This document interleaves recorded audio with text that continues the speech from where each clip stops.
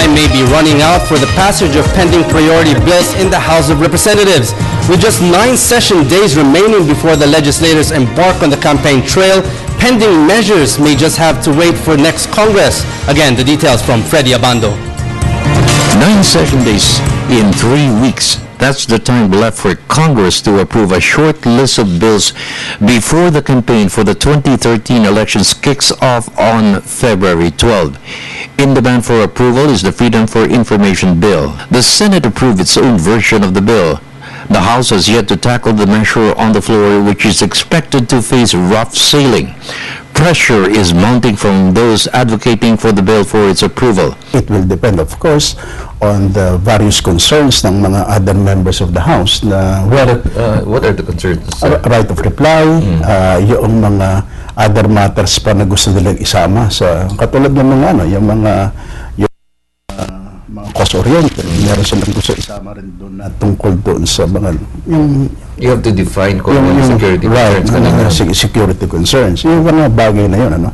And yun ang kailangan i-address. And that can only be addressed kung we have the sufficient numbers to take it up. Ang istat kasi dito is in the House.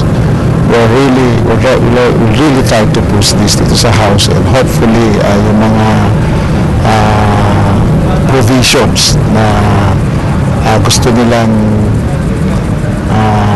siguraduhin ay mapaplansya natin sa last 9 days.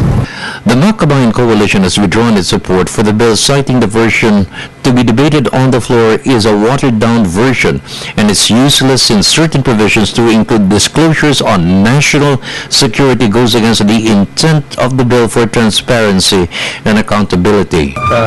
Itong House Bill 6766 as it is ay hindi pa katanggap ng CAP. No? This is not, hindi po ito yung FOI bill na talagang magluluwal ng higit na transparency and accountability.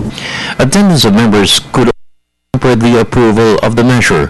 Warm bodies are required on the floor to deliver the vote. There is also opposition from the majority to approve it unless the right to reply provision is included. Mali sana ang reading ko, but ang nagiging katotohanan talaga pag ganitong mga panahon na malapit ng election, at 3 weeks na lang kaming magsasesyon. In fact, Monday, pani-privilege lang yan. Privilege hour lang yan. So, talagang umiiksi talaga ang panahon. Aside from the FOI, pending bills to be tackled are the antitrust measure, which foreign investors are pushing to level the playing field for doing business in the Philippines. The land use policy, which has been pending in Congress since 1995, there may be humps which could impact on how many bills will be approved. But overall, in this Congress, legislation has been decisive and support for the President's legislative agenda has been solid. Never have we experienced this good relationship. Never so good. Never so good. Na doon sa, and we have to thank si Manong Johnny and also the Speaker, both houses of Congress, and particularly si Speaker saka si Manong Johnny, that every time the Speaker would like to seek audience with the JPE to talk about important things that walang problema.